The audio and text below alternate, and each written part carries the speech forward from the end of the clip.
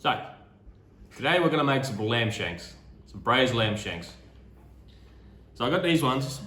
All I've done is took them out the package and they were frozen when I got them, so I defrosted them. And then sometimes when they cut them, they leave behind, there's like a tendon in here. And all I've done is just cut this tendon out as best I could with the knives I had. So I've just, taken them out.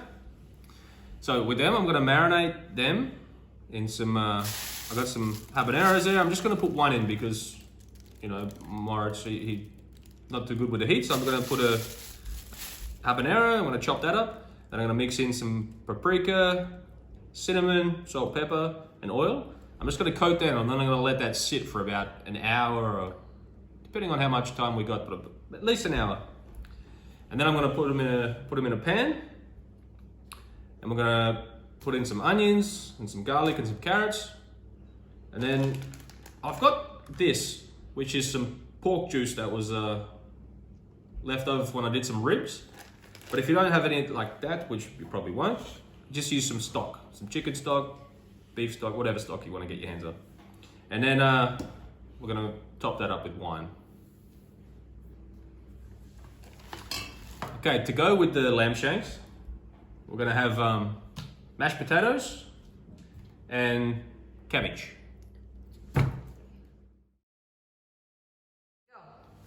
Okay, I've got my little little marinade mix I got mixed up here. I've got just a smaller habanero chopped up, and I also put some rosemary in here that I've just finely chopped up as well. And then I've got salt, paprika, pepper, and a little bit of cinnamon powder in here as well. Yeah, pretty sure that's it.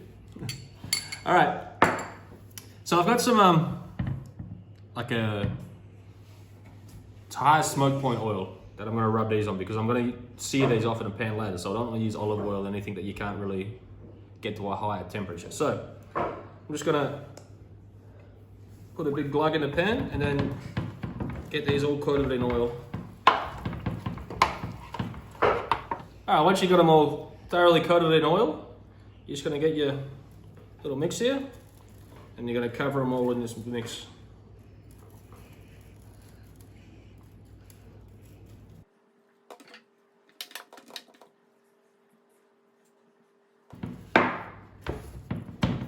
Once you've got them all kind of covered in there good, we're just going to let that sit for about an hour or so, and then we'll come back and start braising it. So, I've had the lamb marinating. It's been about an hour and a half now. I just had it in the fridge for half an hour, then I've took it out, and then, it's been sitting at room temperature for about an hour now. So, I just had it covered with some plastic wrap too. Alright, I've got the pan sort of preheating. You don't want it like scorching friggin' hot because you're going to burn the rub on the outside, but it's about a medium high heat. Just going to add some oil in there and then start browning the shanks off in batches.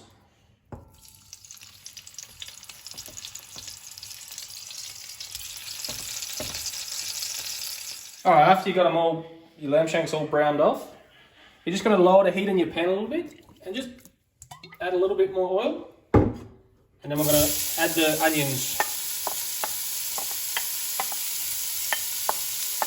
All we're going to do is I've just chopped them up kind of small, and we're going to cook these really low and get a real nice deep caramelization on them before we go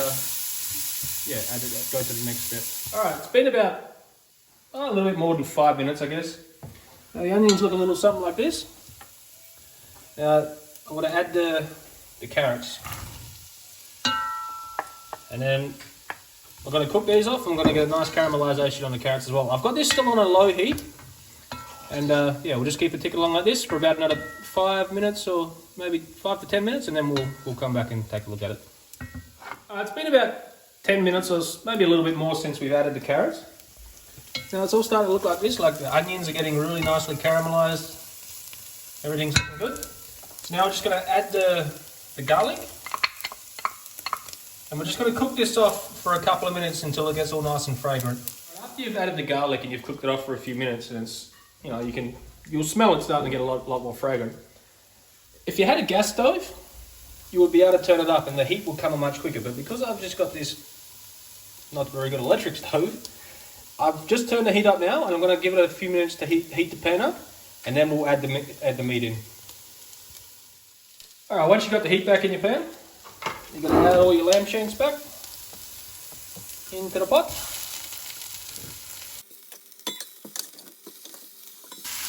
I like to arrange them so that you want to have it so the bone bit, the smaller bone end sort of sticking up in the air, and all the meats, the bigger meat end submerged into, yeah, you know what I'm trying to get at. Alright, and all that goodness left in the bottom of the pot, we're going to add all that back in.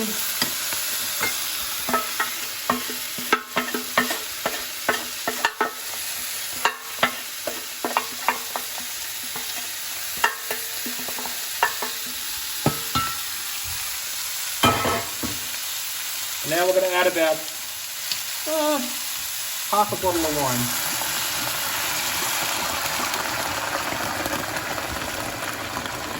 That's about 3/4 of a bottle. Now we're just going to let that wine cook off for about, I don't know, 5 or 10 minutes just to burn off some of the alcohol. Alright, after you've let the wine bubble away for, it's been about 5 minutes or so, and it's just reduced a little bit, you're going to go ahead and add your stock.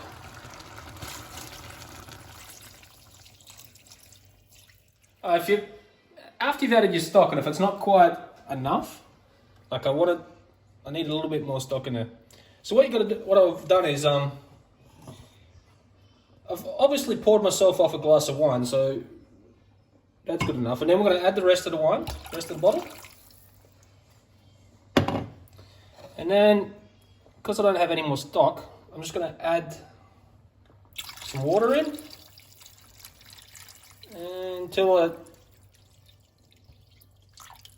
about that much. And then we're going to bring all this up to a boil, and then we'll cover it, and that'll be the next step. Alright, after you've brought everything up to a boil, you're just going to reduce the heat to a simmer, and you're just going to cover the pot, but make sure you leave a little gap so it still can reduce. And we're going to just keep an eye on the liquid level, and if it gets too low, just completely cover it.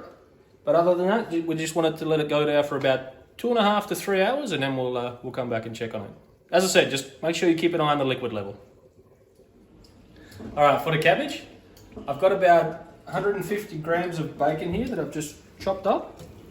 I'm going to put that into a cold pot. And I'm just going to start slowly bringing that up, like the heat up on that, and then it's going to start rendering out the fat. Alright, got the bacon cooking off here. It's been about 10 minutes or so, just over a medium heat.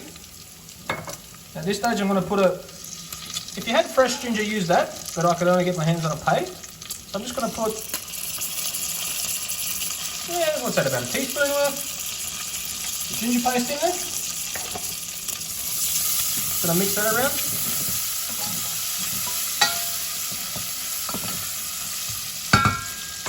And now I'm going to add in, this is about 450 grams of sliced up cabbage, just thinly sliced cabbage.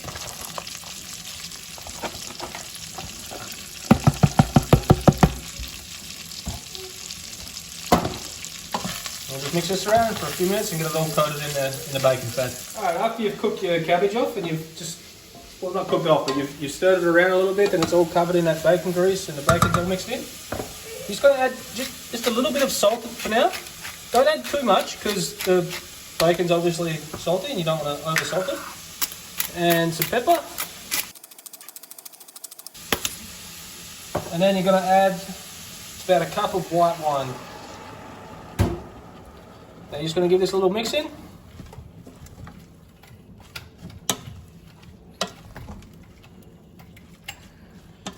And you're going to bring that up to a boil, and then you're also going to turn the heat down and let that simmer for a couple of hours. Alright, this has been slowly bubbling away for about an hour. It's looking pretty good. I'm not even going to touch it. I'm just going to put the lid back on, keep letting it do what it's doing. Alright, it's been about an hour now since we put the cabbage on. I'm just going to take the lid off there. A bit of look. It looks like all the liquid's gone. It's looking pretty good.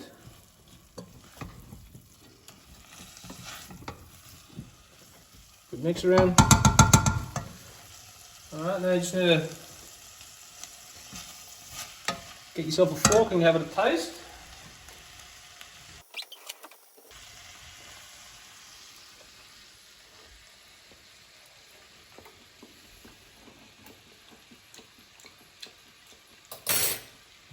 Needs a little bit more salt.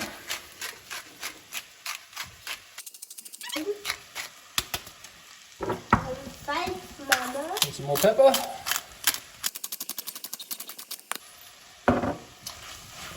Mix all that in.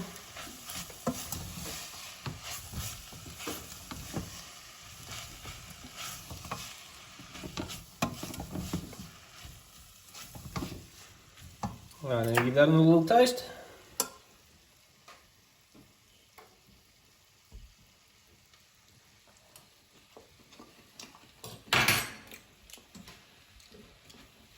And I'd say that's just about ready.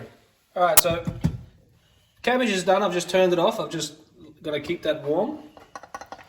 And now this is the lamb. And this has been just bubbling away here for 2 hours. I showed you after an hour I haven't touched it. This is the first time I've actually even stirred it. And it's looking pretty good.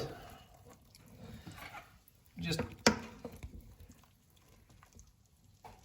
yeah.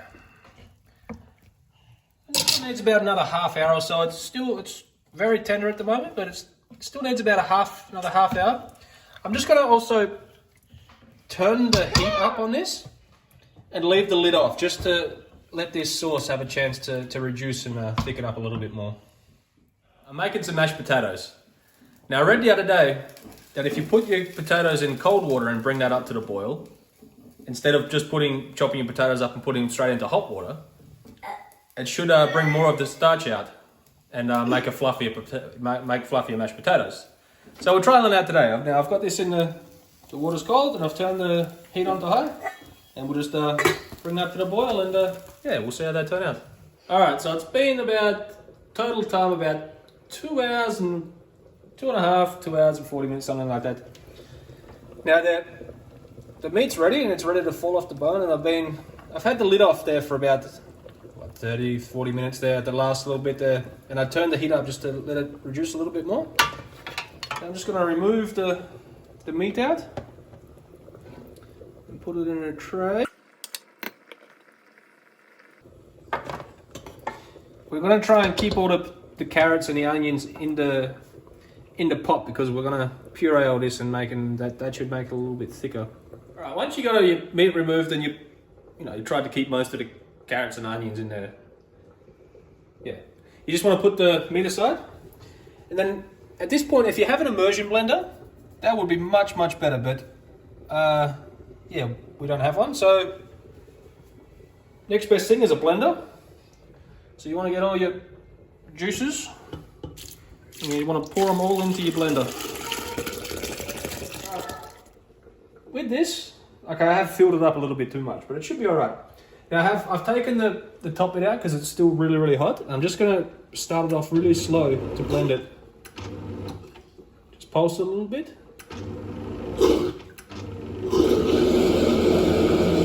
And once it's get going, just give it a little second to blend it up.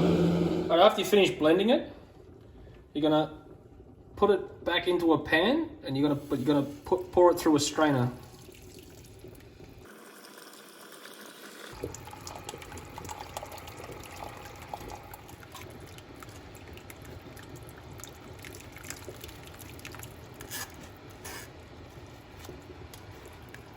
Once you've strained all that liquid back into the pan, you're just going to put it on a medium heat and let it reduce to your desired consistency. Once your potatoes are finished cooking, you're just going to strain them off. And if you can't be bothered getting your strainer out, you can just use the pot lid like this. Then I like to pour them into a bowl, because then we're going to use a ricer and we're going to rice the mashed potato back into this pot.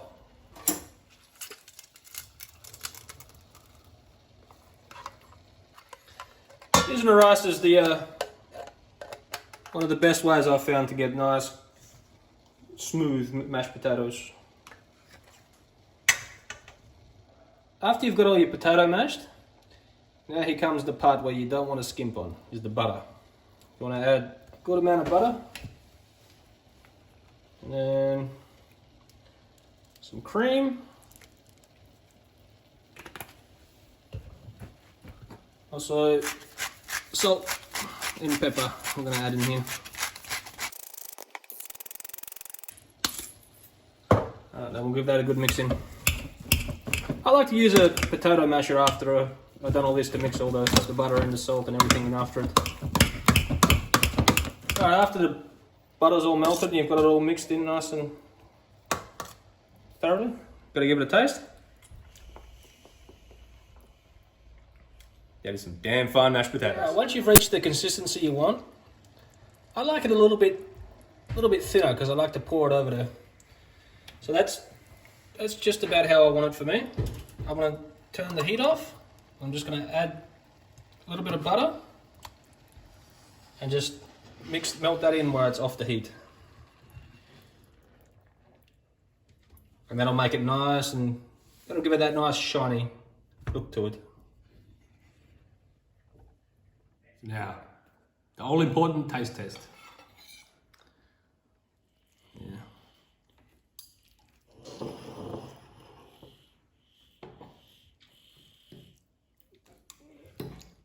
Get on my fork.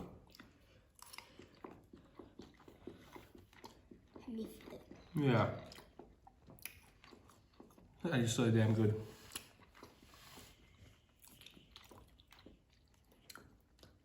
I don't know what to say about it. It's just really, really good.